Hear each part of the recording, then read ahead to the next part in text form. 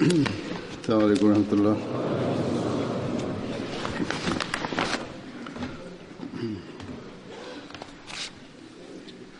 أشهد أن لا إله إلا الله وحده لا شريك له وأشهد أن محمدا عبده ورسوله أما بعد فأعوذ بالله من الشيطان الرجيم بسم الله الرحمن الرحيم الحمد لله رب العالمين الرحمن الرحيم مالك يوم الدين إياك نعبد وإياك نستعين اهدنا الصراط المستقيم صراط الذين أنعمت عليهم غير المغضوب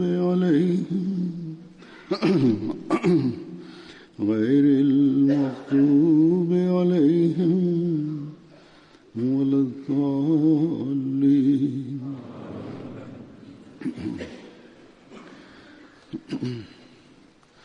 Alhamdulillah. Bismillahirrahmanirrahim. Halifa mtukufu ayyadahullah ta'ala ibn Aziz anasema kwamba katika Jumapili iliyopita, kwa kukusanya baraka chungu mzima na kwa kueleza fadhila za Mwenyezi Mungu, jalsa salana ya Uingereza ilikwisha. Maandalizi ya jalsa salana yanaendelea mwaka mzima, lakini katika miezi mitatu minne ya mwisho, hasusan usimamizi na viongozi na wanajitolea wanaanza kufanya maandalizi maalum.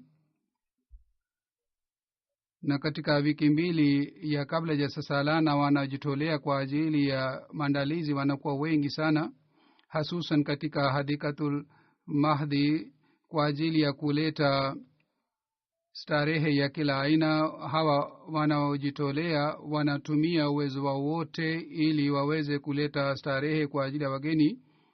Miongoni wa hawa wanaojitolea ni wengi wao ni Khudamul Ahmadiyya, yani ni vijana. Mahali ambapo jalsa inafanyika inaonekana ni pori, lakini kule hawa wanaojitolea wanajenga mji wa muda, na kazi hii si rahisi sana.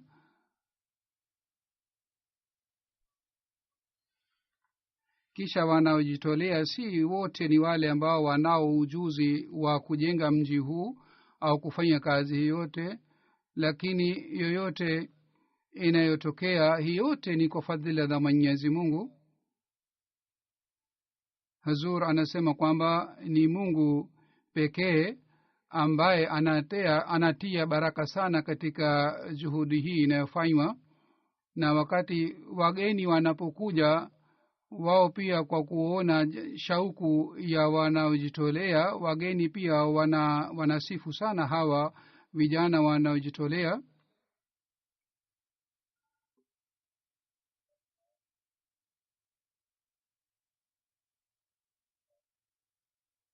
Kabla ya jalsa salana, hawa wanaojitolea wakati wa jalsa salana wao wanafanya kazi zaidi na idadi yao inaongezeka. Kisha wazee, kina mama na vijana wote wanashiriki katika huduma hii, na wale ambao ni wageni, jambo hili ni la ajabu kwamba namna gani watoto, vijana na wazee hawa wote wanajitolea na wanafanya shughuli zao kwa makini sana.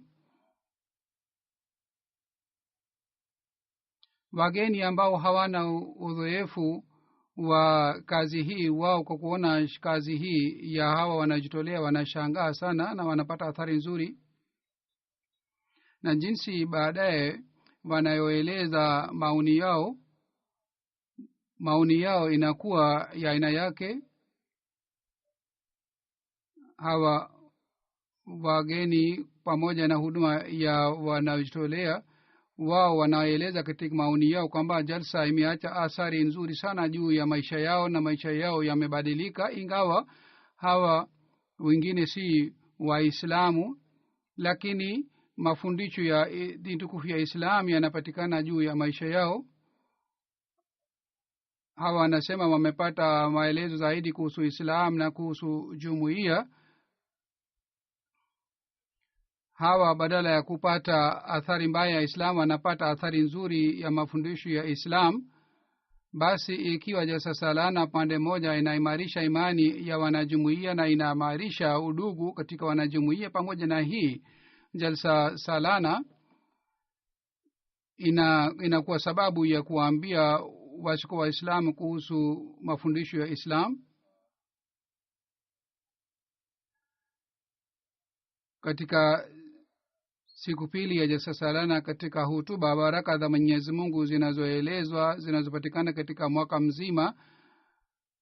Katika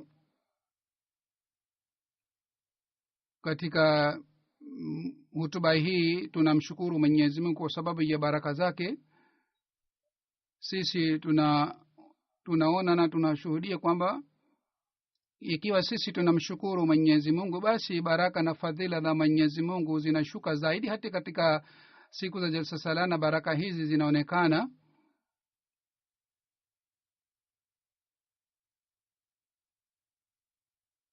Na sura yake moja ni ile ambayo washuka Waislamu wanaeleza katika maoni yao. Sasa hivi mimi nitaeleza maoni ya wageni hawa. Kwa kupitia maoni haya yanaonekana waziwazi kwamba baraka za Mwenyezi Mungu zinaleta athari gani juu ya wageni. Mgeni mmoja Bwana Valentine aliyekuja kutoka Benin aliwahi kuwa waziri miaka 8 na siku hizi ni mbunge. Yeye pia alihudhuria jalsa salana. Anasema katika maoni yake, mimi nimepata kutoka katika jalsa salana baraka ambayo nisingeweza kupata kwa kutumia thamani kubwa sana. Ilikuwa amani na utulivu katika jalsa salana. Mimi sijawahi kuona mkutano wenye nidhamu nzuri ambamo watu takriban 40,000 walikuwepo. Hawa walikuwa katika mataifa mbalimbali, lakini kwa kuwa na hali yote utulivu ulikuwepo pale. Kulikuwa hakuna ugomvi wala ikhtilafu. Kila mmoja alikuwa anamhudumia mwenzake, watoto, kina mama, wasichana, na kila mmoja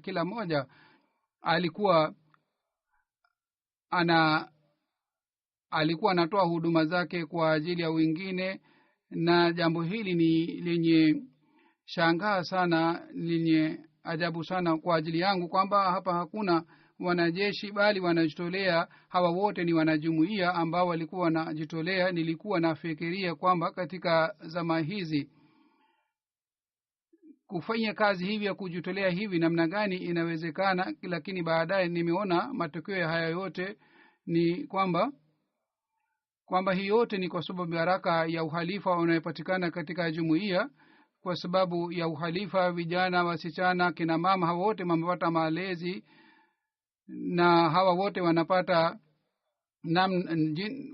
mafunzo namna ya kujitolea. Anasema kwamba Islam inayoelezwa na jumuiya Ahmadiyya na jinsi jumuiya inatoa malezi. Kwa sababu ya hii tunaona kwamba dunia nzima itaingia katika Jamaat Ahmadiyya na jumuiya Ahmadiyya itakuwa dini kubwa sana katika dini. Hazur anasema kwamba Ahmadiyya si dini bali ni Islam, dini ambayo itakuwa dini kubwa sana. Lakini kwa kumpitia Sayyidina alayhi salatu wasalam Islam iliuishwa.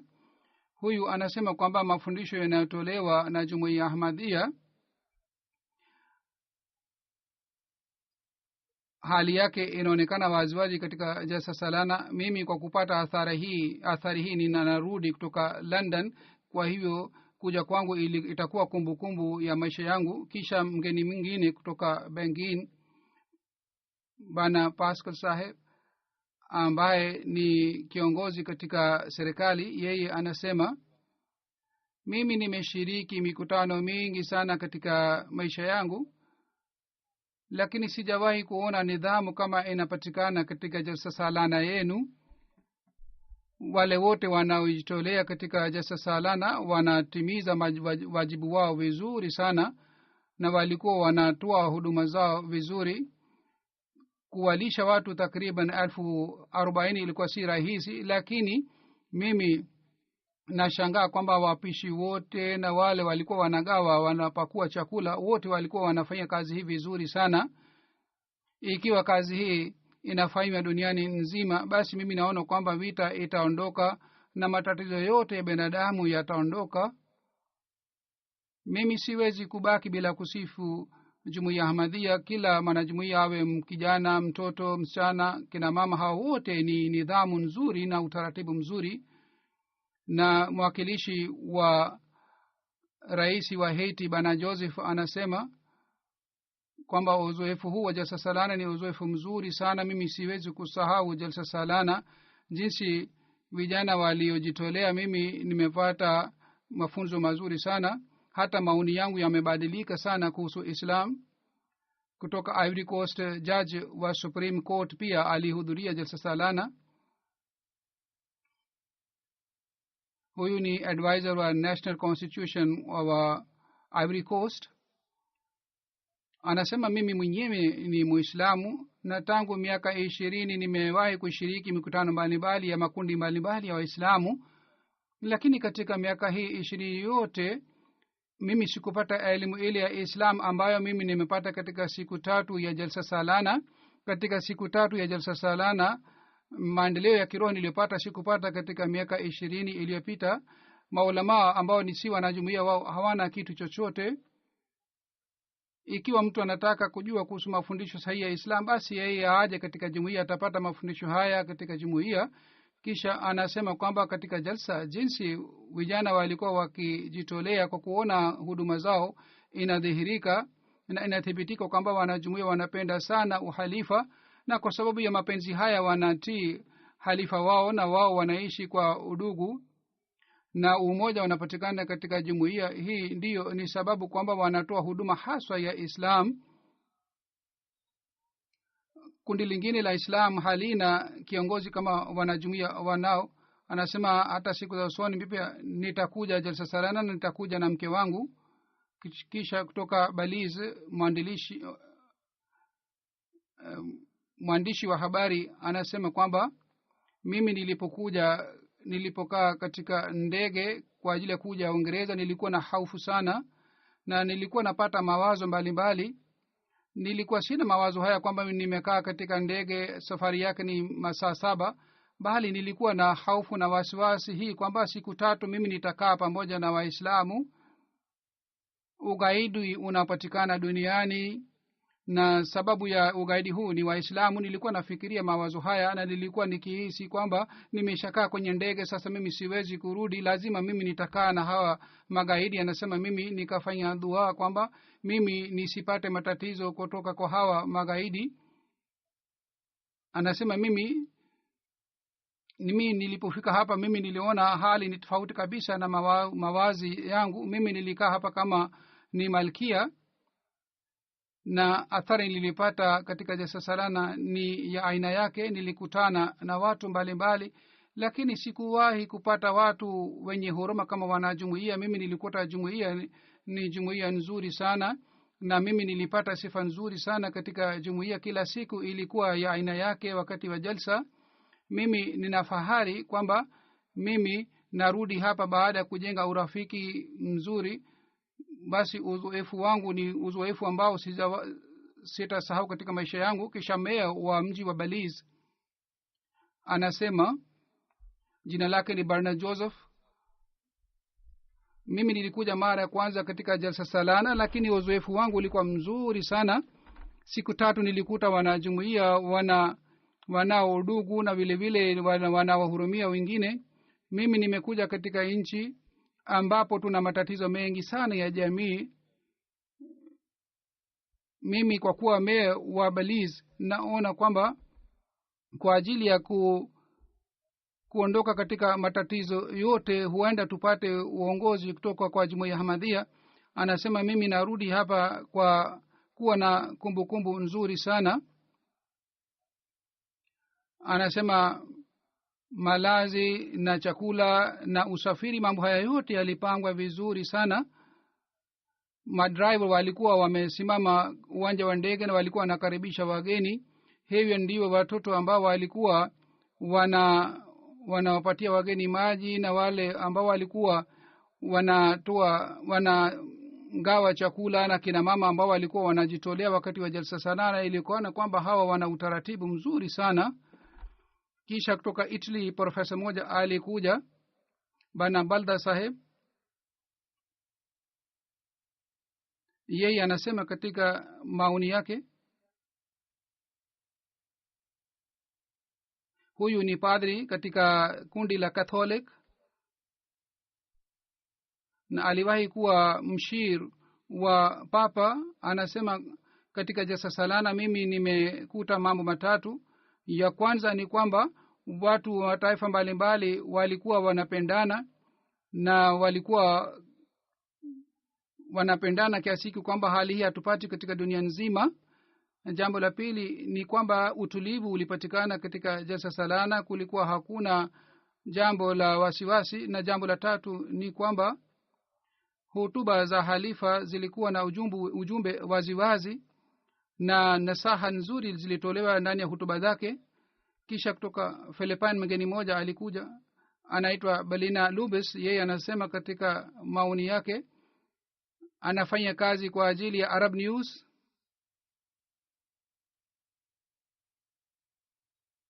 Mwaka jana alikuja kuhudhuria jalsa salana kwa kuwa mwandishi wa habari la gazeti lingine, na mwaka huu alikuja kwa kutumia nauli yake. Anasema mwaka huu nimekuja mara ya pili kuhudhuria jalsa salana, na lazimika kusema hii kwamba kila mara usimamizi wa jalsa salana na nidhamu ya jalsa salana ni nzuri sana. Vile vile kwa kuona hali ya kiroho ya wanajumuiya na watu, na vile vile kwa kuona kwamba watu wa mataifa mbalimbali wanakuja, lakini wanakuwa hapa kama ni kitu kimoja, na tofauti ya mataifa na rangi haionekani katika jalsa salana. Huu ndio ni udugu na mapenzi ambayo yanapatikana katika jalsa salana, na hii inaleta athari nzuri sana juu yetu. Mimi nategemea kwamba hawa wageni wote watarudi na sifa hizi katika nchi zao, na watakuwa wanapata baraka sana kutoka katika jalsa salana. Anasema kwamba naona kwamba watu wengi wanatakiwa waishi pamoja na wanajumuiya wakati wa jalsa salana, ili wao wajue kwamba mapenzi ni nini na udugu ni nini, na vile vile picha halisi ya Islam ni picha safi kiasi gani. Mwanamke mmoja aliyekuja kutoka Japan, yeye anasema katika maoni yake kuhusu hutuba yangu ya upande wa kina mama, anasema kutoka katika hutuba hii ya kina mama iliyotolewa upande wa kina mama, inaonekana waziwazi kwamba nasaha za halifa ni kinga, chini yake jumuiya inaendelea kupata maendeleo.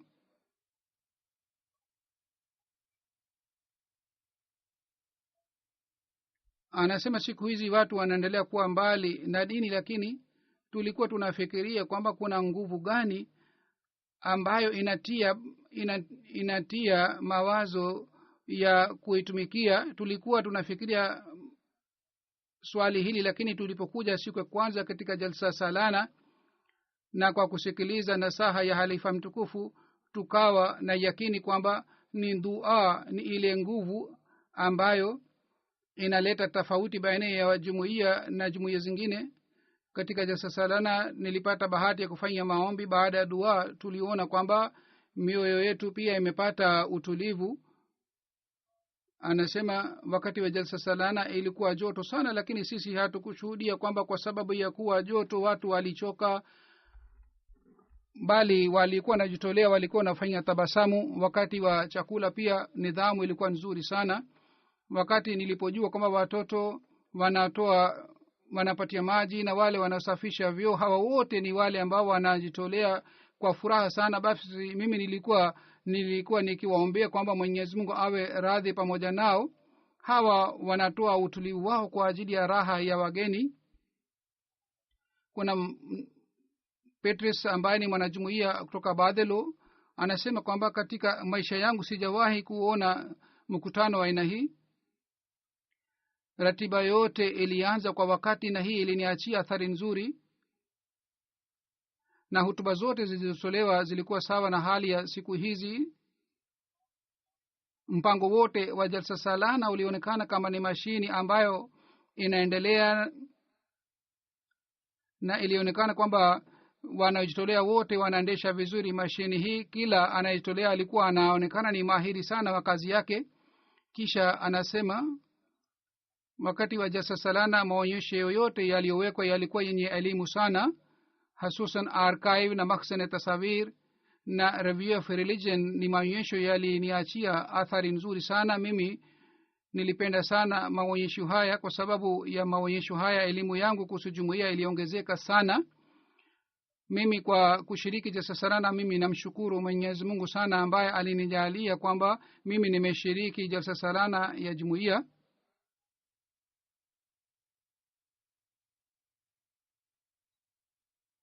Yeye ameeleza upungufu mmoja kwamba kwa kuwa na sifa nyingi sana, mimi niliona kwamba dhidi ya English program hutuba zilizotolewa katika Kifaransa zilikuwa kidogo sana. Hazur anasema kwamba wale ambao wanaongea lugha ya Kifaransa wanatakiwa wao waandae ratiba katika Kifaransa au angalau wafanye tafsiri katika lugha ya Kifaransa. Hazur anasema hii pia ni fadhila za Mwenyezi Mungu kwamba ikiwa kuna udhaifu watu wanaeleza udhaifu. Bana Kashida Sahib ambaye alikuja kutoka Japan, yeye alieleza maoni yake. Anasema kwamba kwa kuona tukio la bayat ilionekana kwamba tuna Mungu mmoja. Ikiwa sisi tunainama mbele yake, basi mioyo inapata utulivu na dhambi zinasamehewa. Ikiwa watu wote kwa kuondoa ugomvi wakitaka kuwa kitu kimoja, wanaweza kuwa kitu kimoja. Anasema kwa kushiriki tukio la bayat sisi tulianza kutoa machozi, na sisi pia tulifanya sajda, na sisi tuliona kwamba dhambi zetu zimesamehewa kwa kushiriki tukio hili la bayat. Kisha profesa kutoka Indonesia aitwaye Bana Muhammad anasema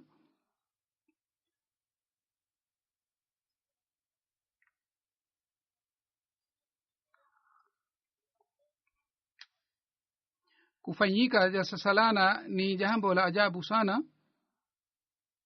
Katika jalsa salana watu kutoka nchi mbalimbali walikuja. Ilionekana kwamba watu wote wa dunia nzima walikusanywa na walifanywa kama ni umma moja, na jinsi wanajumuiya walikuwa wanajitolea mfano wake haupatikani katika kundi lingine lolote. Kitu hiki ni dalili kwamba jumuiya Ahmadiyya inatoa huduma zake katika kila uwanja. Nilikutana na watu mbalimbali wakati wa jalsa salana, lakini kila mahali udugu ulionekana. Kulikuwa hakuna tofauti na amani, ujumbe wa amani ulitolewa. Anasema upande wa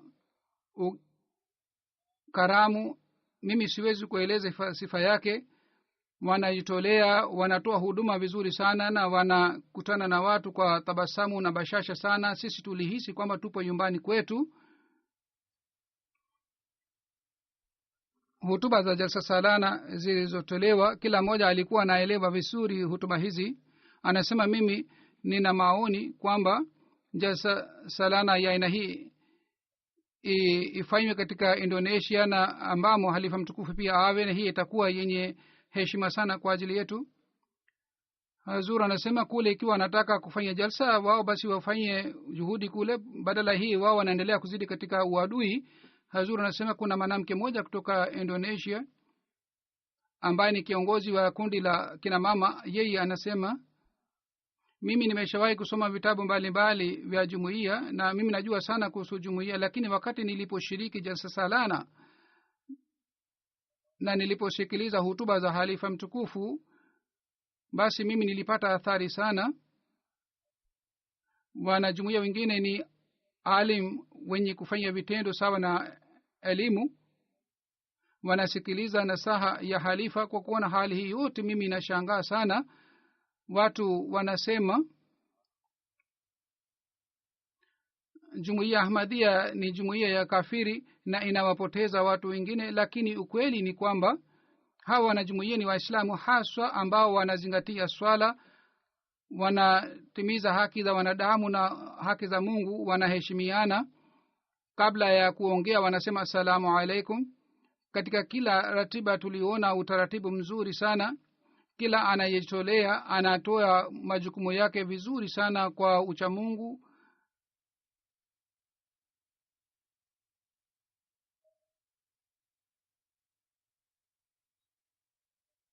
Kwa kuona nadhara hii yote mimi nilipata athari nzuri sana.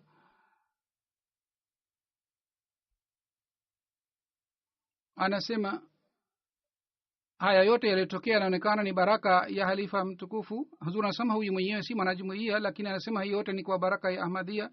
Kutoka Indonesia alikuja mtaalamu mwingine ambaye si mwanajumuiya, yeye ni head wa idara ya filosofia.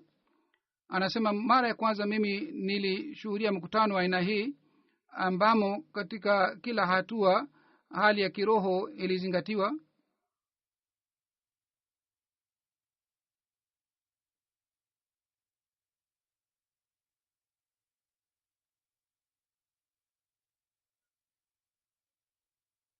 Anasema katika jalsa salana watu kutoka dunia nzima wanakuja kwa kupenda uhalifa.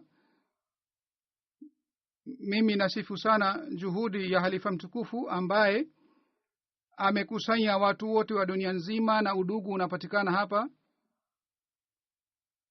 Hazur anasema kwamba uhalifa unaendeleza kazi ile kwayo Sayyidina alayhi salatu wasalam alitumwa duniani. Mwenyezi Mungu ajalie kwamba Waislamu wa kawaida waweze kumpokea Sayyidina alayhi salatu wasalam. Kisha huyo mgeni anasema Islam hasa inapatikana katika jumuiya na udugu hasa unapatikana katika jumuiya.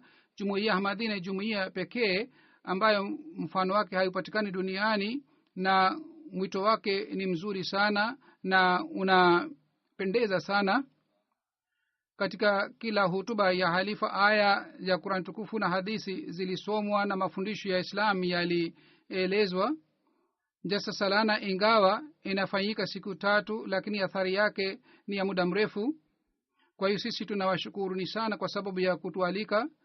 Kutoka katika Guinea-Conakry mkoa, governor wa mkoa mmoja alikuja. Huyu ni mwanamke. Yeye anasema kwamba sijawahi kuona mkutano wenye nidhamu nzuri kama huu. Watu wengi walikuja ambao walikuwa kutoka katika mataifa mbalimbali na walikuwa wanaonekana ni watu ambao wanafuata mafundisho ya Islam, na kutoka katika amali zao ilionekana mafundisho ya Islam, na kitu chochote tulichotaka kilipatikana kwa wakati. Anasema nilipata bahati ya kusikiliza hutuba zote. Mimi nilihisi kwamba hutuba zote zimetolewa sawa na wakati wa siku hizi. Kwa mfano, hutuba za halifa mtukufu zilikuwa za aina yake, na halifa nasaha aliyotoa halifa mtukufu, ikiwa sisi tunafuata nasaha hizi, basi matatizo yote yanapatikana katika jamii. Matatizo haya yote yanaweza kuondolewa kwa mapenzi na upendo. Anasema kwamba katika siku hizi 3 mimi nimeona kwamba jumuiya ya Ahmadiyya ni jumuiya ambayo inafuata mafundisho ya Islam. Kwa kufuata mafundisho haya sisi tunaweza kuwa jumuiya moja. Na anasema kwamba mtuombee Mwenyezi Mungu alete amani katika nchi yetu na Islam halisi patikane katika nchi yetu. Mwandishi wa habari moja kutoka Andalus, yeye anasema katika maoni yake, nilipoalikwa katika jalsa salana ya Islam nilikuwa na wasiwasi kwamba watu wana maoni mbalimbali kuhusu waislamu, lakini mimi nataka kueleza maoni yangu kwa dhati sana kwamba watu hawana elimu kuhusu Islam. Watu hawajui kuhusu mafundisho ya Waislamu. Mimi nimejifunza sana kuhusu mafundisho ya Islam kwa kuhudhuria jalsa salana. Kwa kuhudhuria jalsa salana mimi nilihisi na niliamua kwamba kabla ya kuwa na bughudha ni vizuri kwamba tujue kuhusu maoni ya watu. Ujumbe wa jalsa salana ni ujumbe wa amani, natakiwa ujumbe huu ufike kila mahali. Mimi nilipata bahati ya kukutana na watu wenye huruma sana ambao walijitolea sana. Kutoka Guatemala kuna mgeni mmoja aliyekuja, yeye anasema mimi kwa kuhudhuria jalsa salana nina furaha sana. Mimi nilipata bahati ya kuangalia jumuiya kwa ukaribu sana na wasiwasi nyingi iliondoka na nilijua kuhusu mafundisho ya Islam. Mimi nina furaha kubwa sana kwamba watu wote walikuwa wanajitolea, walinitendea vizuri.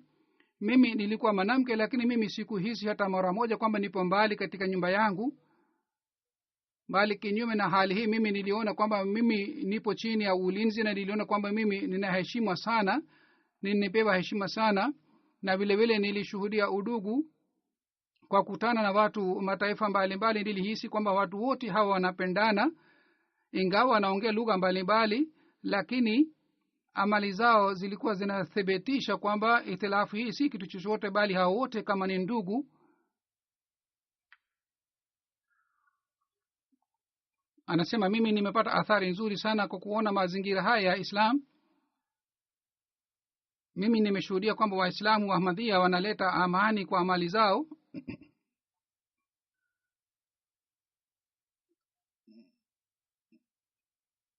Photographer wa TV channel moja alikuja, yeye anasema mimi siwezi kusahau udhaifu huu. Kila mmoja alitutendea vizuri sana kwa mapenzi na upendo, na hutuba za salana ziliniachia athari nzuri sana. Kwa vitendo vyenu mmethibitisha kwamba Waislamu hasa ni Waislamu wa aina gani. Anasema 2015 mimi nilijua kuhusu jumuiya, lakini baada ya kuhudhuria hapa mimi nimehisi kwamba nipo nyumbani kwangu. Kila mtu anatakiwa amheshimu mwenzake na amhurumie na amhudumie. Mimi nilijifunza hayo katika jalsa nilijifunza kwamba ikiwa sisi sote tunashirikiana pamoja na tunafanya kazi kwa pamoja, tunaweza kufanya kazi kubwa sana. Kutoka Mexico mwanajumuiya moja alikuja ambaye ni mwanamke. Anasema mwaka moja iliyopita nilijiunga na jumuiya. Mimi nimeona kwamba Islam ni dini ambayo haisifiwi katika nchi yetu, na sababu yake ni media. Lakini mimi najua kwamba Islam ni dini ya amani, lakini watu nyumbani walikuwa wananizuia nisije hapa. Lakini baada ya kufika hapa nimekuta kwamba hali ni tofauti kabisa na ile inayoelezwa. Tangu sisi tulipokaribishwa mpaka siku mwisho ya jalsa salana, kwa kuona hali ile yote nilipata athari nzuri sana. Sasa mimi sina shaka hata ndogo kwamba udugu na mapenzi yanapatikana katika jumuiya. Anasema sasa mimi narudi na mawazo, mimi nitaeleza mawazo haya na nitawaambia watu kuhusu ujumbe wa jumuiya Ahmadiyya. Kisha kuna Laura ambaye ni mwanajumuiya mpya kutoka Mexico. Huyu pia ni mwanamke. Anasema baadhi wakati walikuwa wanajitolea, nilikuta kwamba tofauti ya lugha si kitu chochote. Mwenyezi Mungu ametufanya kitu kimoja. Mimi ninahisi kama nipo nyumbani pamoja na familia yangu. Kwa kusikiliza halifa mtukufu mimi nilijichunguza kwamba nina makosa gani, na mimi nipo yakini kwamba nipo katika jumuiya nzuri. Mungu ameniongoza. Mimi nina hamu sana kwamba jinsi imani yangu imeimarika, watu familia yangu pia wajue kuhusu mafundisho ya Islam na waweze kujiunga na Islam. Kisha bana Muhammad alikuja kutoka Cameroon. Anasema mwaka jana pia nilihudhuria jalsa salana. Mwaka huu kila idara iliboresha vizuri na nidhamu ya transport ilikuwa nzuri na kwa kuona nidhamu ya chakula mimi inashangaa kuwalisha watu kiasi hiki wengi sana. Nashangaa kwamba hakuna ugomvi wala hakuna uharibifu wa aina wote. Hiki ni kitu ambacho haionekani katika mikutano mingine. Wao watu wote ambao wanajitolea kwa mpenzi mfano wake haupatikani katika makundi mengine. Jumuiya ambayo inayo watu wa kujitolea kiasi hiki, jumuiya ile lazima inapata maendeleo. Anasema mimi nilifanya meeting pamoja na staff ya MTA kule. Mimi nilifurahi sana kukutana nao, kila kitu kilipatikana kule.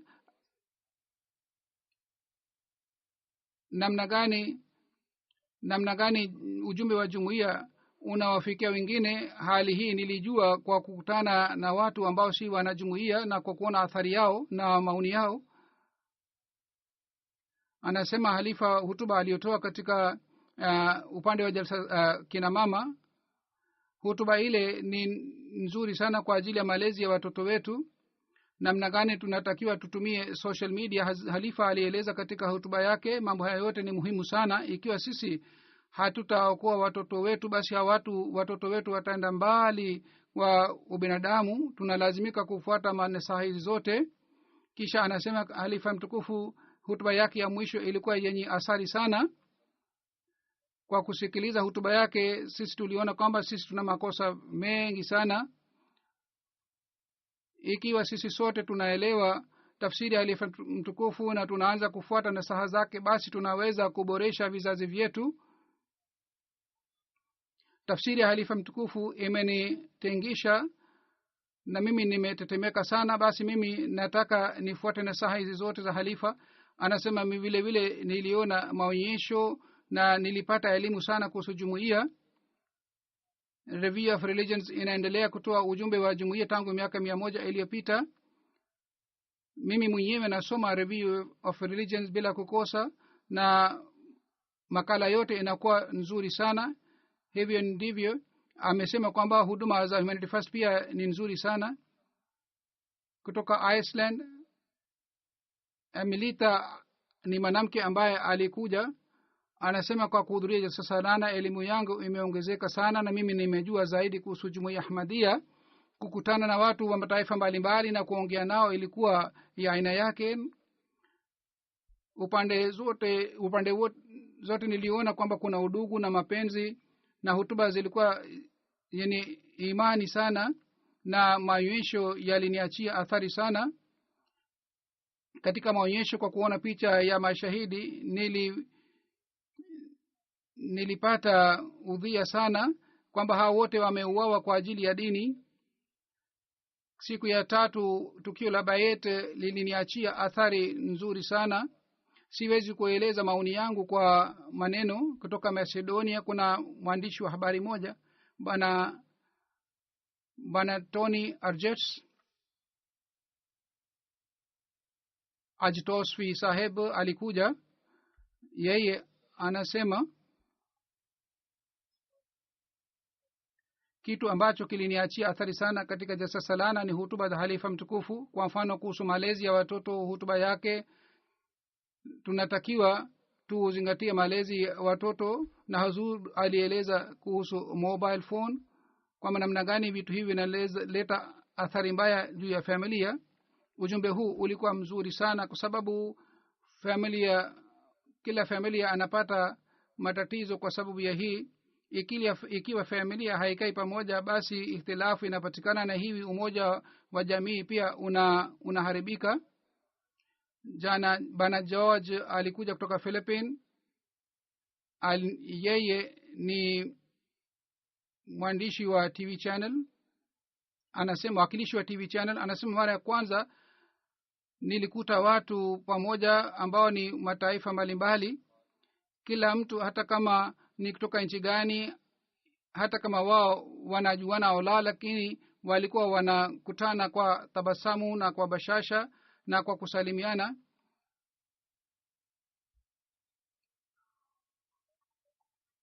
Anasema mimi kwa kuwa mwandishi nilihudhuria jalsa salana nzima, na jinsi nilivyoona mfano wake hapa, sijawahi kuona mfano katika mikutano mingine, na mahitaji yote yalitimiwa, na kitu hiki kiliniachia athari nzuri sana.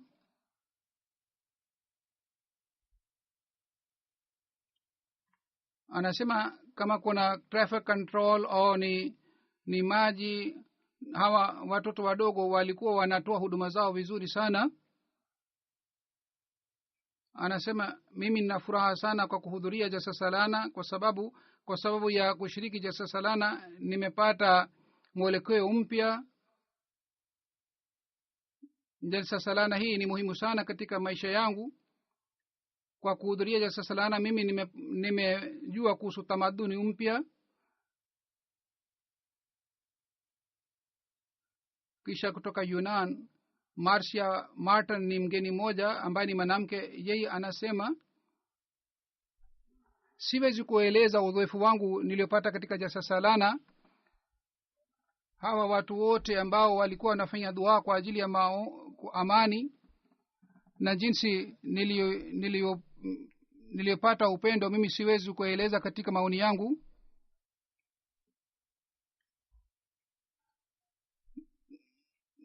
Kwa kuona jalsa salana mimi nilihisi kwamba ubinadamu unaweza kuwa kitu kimoja kwa sababu ya kuhurumiana, kama wakati wa jalsa salana wanajumuia walikuwa wanahurumiana. Kisha kutoka Canada,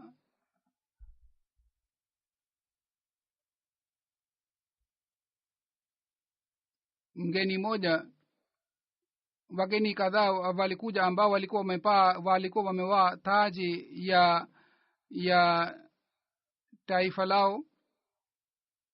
Hawa viongozi walikuwa watatu na youth leader pia alikuwepo.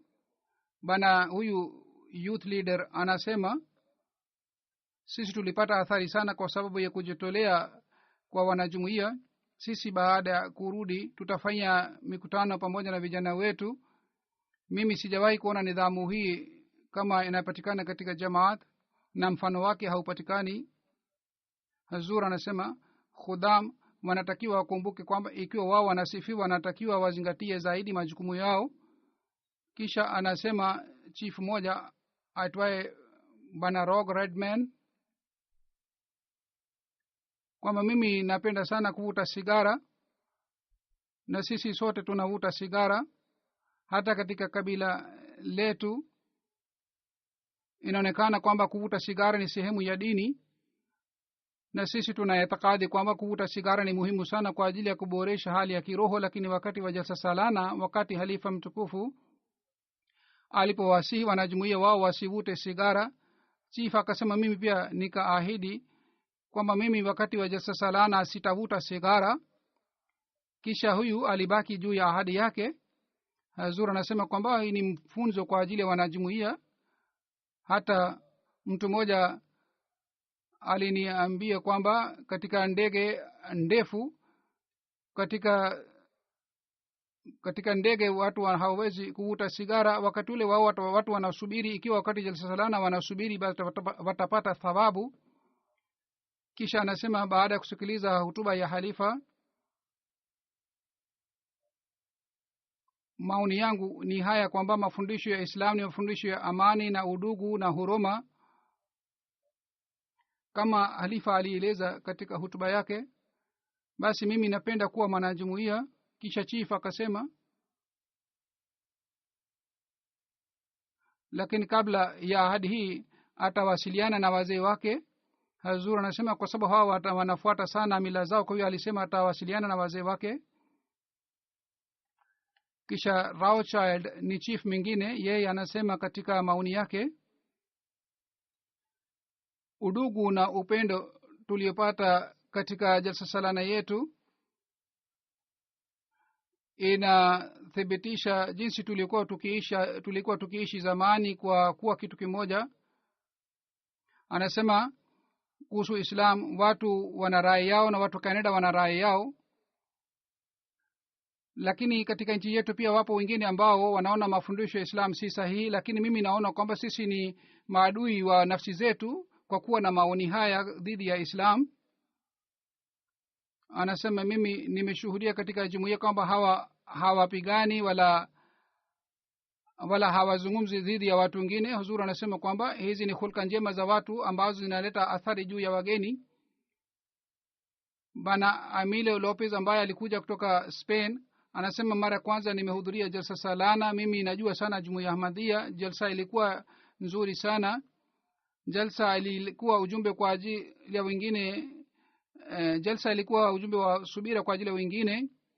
Mfano wa jumuiya ni mfano mzuri sana. Lao watu wote wangekuwa na mfano huu kama wanajumuiya. Kisha kutoka Spain ambaye anafanya kazi katika gazeti la Kurtaba anasema kwamba kueleza hulka njema za hao wote waliokuwa wanajitolea ni maoni yangu ambayo nataka kutoa. Mimi nilipata heshima sana upande wa karamu. vile vile hutuba zilikuwa nzuri sana. Kutoka Spain kuna mgeni mwingine anasema kwamba kwa kuhudhuria jalsa salana nimepata yakini kwamba ugaidi hauhusiki na mafundisho ya tukufu ya Islam hata kidogo. Kutoka Jamaica mwanamke mmoja ambaye si mwanajumuiya, yeye alihudhuria. Anasema huyu ni accountant, ni msomi. Anasema tangu miaka 5 iliyopita na wasiliana na jumuiya. Nilikuwa najua sana kuhusu jumuiya, lakini baada ya kuhudhuria jalsa salana elimu yangu imeongezeka sana na wasiwasi yote nilikuwa ninayo moyoni mwangu maswali yote yameondoka kwa kuhudhuria jalsa salana. Mimi nimependa kitu hiki kwamba wanawake na wanaume walikuwa sehemu tofauti tofauti, kwa sababu ikiwa wanakuwa katika sehemu tofauti tofauti hivi maoni yao hayaharibiki. Anasema kwamba wanawake walikuwa katika kumbi wao na wanaume walikuwa katika kumbi wao. Hivi Waislamu wanaweza kuzingatia ibada yao. Hazur anasema baadhi wakati wanawake wa Kiahmadiyya wanaleta maswali ya aina hii kwamba kwa nini wanakuwa peke yao. Wao wanatakiwa wafikirie baada ya kupata maoni haya. Profesa mmoja kutoka Italy aliyekuja anasema katika maoni yake, wakati wa bayat hali ya imani ya Ahmadiyya ilionekana athari yake ilipatikana juu ya wasiko na jumuiya. Mimi nimesoma saikolojia. Kwa kuona mwenendo wa mwanadamu mimi najua kwamba mtu ni mkweli kiasi gani katika madai yake. Kwa kuona wanajumuiya nimepata yakini kwamba imani yenu ni hali ya juu sana. Nilipojua kwamba watu zaidi ya 600,000 walijiunga na jumuiya, anasema nashukuru Mungu kwamba hawa watu wamejiunga na jumuiya. Mgeni mwingine kutoka Italy ambaye ni mwanamke, huyu anasema, huyu ni orientalist anasema, na vile vile ni mwandishi wa gazeti moja. Anasema kwa kuhudhuria jalsa nimejua kuhusu kazi ya jumuiya. Sisi tunatakiwa tuwaambie watu kuhusu jumuiya yenye nidhamu. Jumuiya Ahmadiyya inatoa mchango mkubwa sana kwa ajili ya kuleta amani. Watu wote wanatakiwa wajue kuhusu jumuiya. Vice Director wa Belarusian University anasema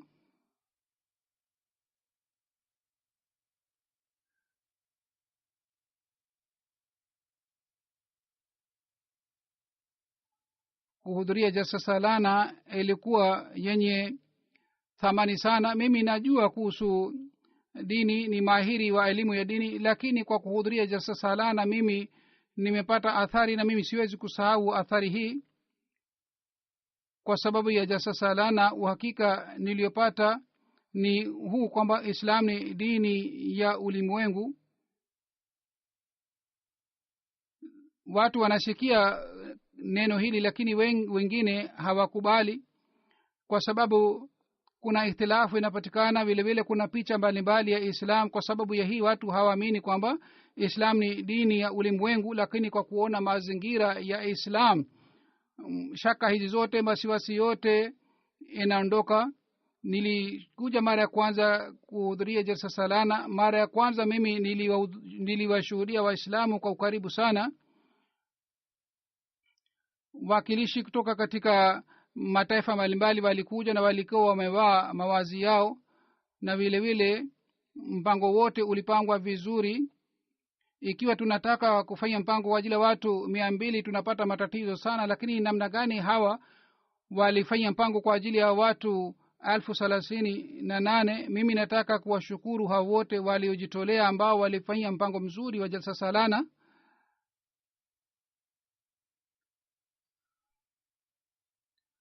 Hazur anasema kwamba nieleze kitu kimoja kwamba safari hii pia watu vijana 140 walikuja kutoka Canada kwa ajili ya kutoa huduma zao wakati wa jalsa salana, na washukuru hao wote walikuja kutoka Canada.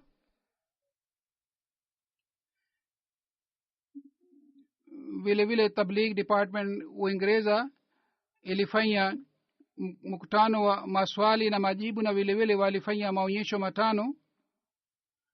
Katika maonyesho walieleza mafundisho ya Qur'an tukufu.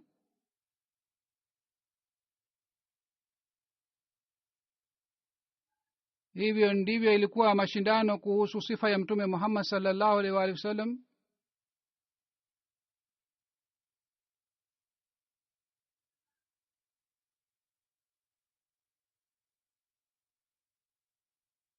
Watu wengi ambao si waislamu na wanajumuiya wao pia walishiriki katika mashindano haya. Mwanamke mmoja aitwaye Catherine, yeye anasema kwamba mimi ni mwanamke, napenda nijue Mtume Muhammad sallallahu alaihi wasallam amesema nini kuhusu wanawake. Wakati alipokuja ikhtilafu ilikuwa inapatikana, wakati ule alisema kwamba sisi tutawaheshimu wanawake. Mtu mmoja akamuuliza Mtume sallallahu alaihi wasallam kwamba nani anatakiwa aheshimiwe zaidi katika dunia hii? Mtume akasema mama yako. Akauliza tena nani? Tena akasema mama yako. Akauliza mara tena nani? Akasema mama yako. Anasema hadithi hii imeniachia athari nzuri sana. Hivyo ndivyo kulikuwa mwanamke mwingine wa tabligh department. Anasema mara ya kwanza mimi nahudhuria jalsa salana, na hisi mtu ambaye hajui kuhusu Mwenyezi Mungu yeye anatakiwa ahudhurie jalsa salana. Akihudhuria jalsa salana, mwisho wa jalsa salana yeye atakuwa na elimu sana kuhusu Mwenyezi Mungu.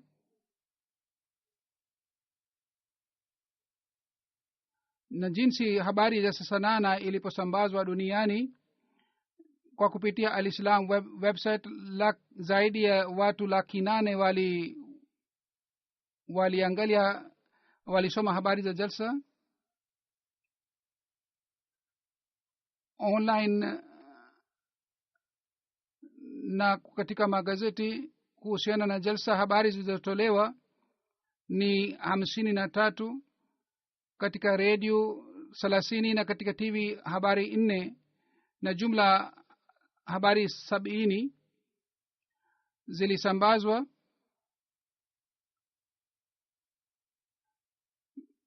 Na media iliyorusha habari ni BBC, ITV, BBC Arabic, The Economist, The Express, Independent, Washington Post, Herald, LBC, Capital Radio, London Live.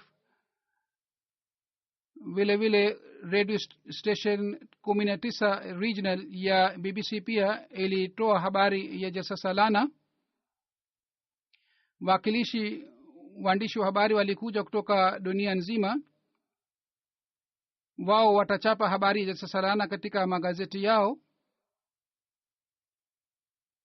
Mwandishi wa Japani News Agency anasema mimi nimepata athari sana kwa kuona hali ya amani wakati wa jalsa salana, na kila mmoja alikuwa na bashasha sana.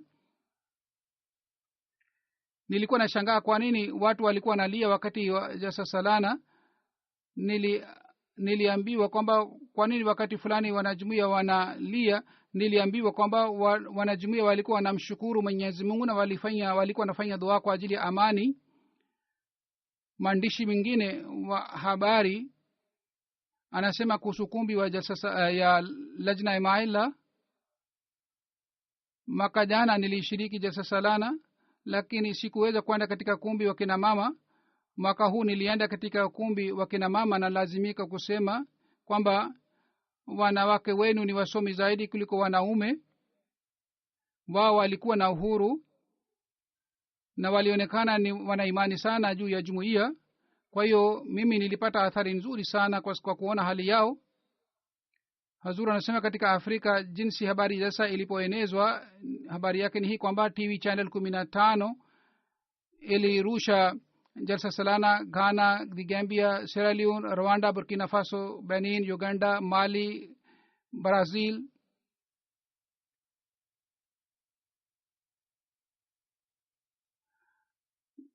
Burundi television pia mara kwanza ilirusha mpango wa jalsa salana.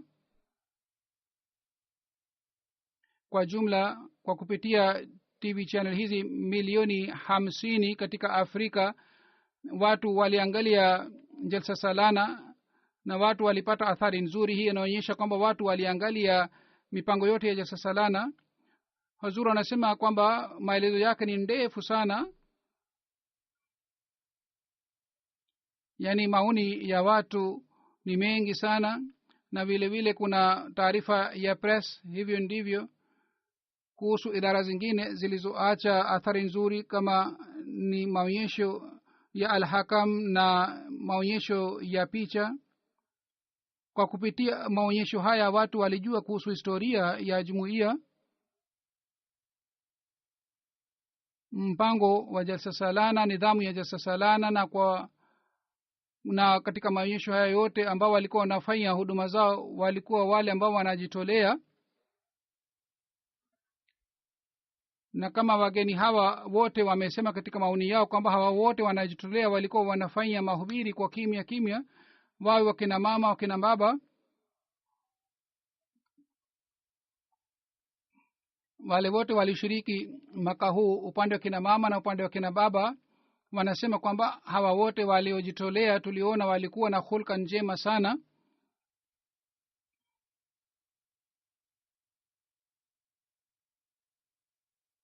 Hazur anasema kwamba wale wote walioshiriki wanatakiwa wamshukuru Mwenyezi Mungu na washukuru hawa watu pia, hawa waliojitolea, na vile vile wanatakiwa wafanye dua kwa ajili hawa wote waliojitolea kwamba Mwenyezi Mungu awajalie uwezo siku za usoni waweze kutoa huduma vizuri zaidi. Hazur anasema mimi pia nawashukuru hawa wote waliojitolea, Mwenyezi Mungu awapatie ujira mema na siku za usoni hawa wapate nafasi nzuri ya kujitolea na waendelee kuwa wasaidizi wa ukhalifa. Hawa wote waliojitolea wanatakiwa wamshukuru Mwenyezi Mungu. Hawa wote kina mama kina baba ambao walipata bahati ya kujitolea, hawa wanatakiwa wamshukuru Mwenyezi Mungu kwamba Mungu aliwajalia nafasi ya kutoa huduma. Bila fadhila za Mwenyezi Mungu hakuna yeyote ambaye anaweza kutoa huduma. Mwenyezi Mungu awajalie hao wote wazidi katika unyenyekevu, na kwa sababu ya huduma hii na kwa sababu sifa hii wasiwe na kibri ya aina yoyote. Amin.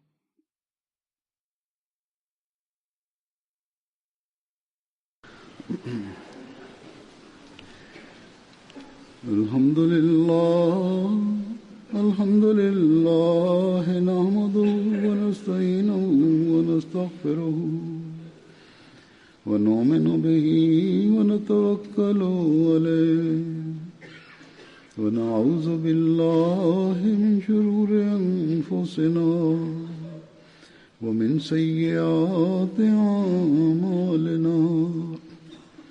من يهده الله فلا مضل له ومن يضلل فلا هادي له ونشهد أن لا إله إلا الله ونشهد أن محمدا عبده ورسوله.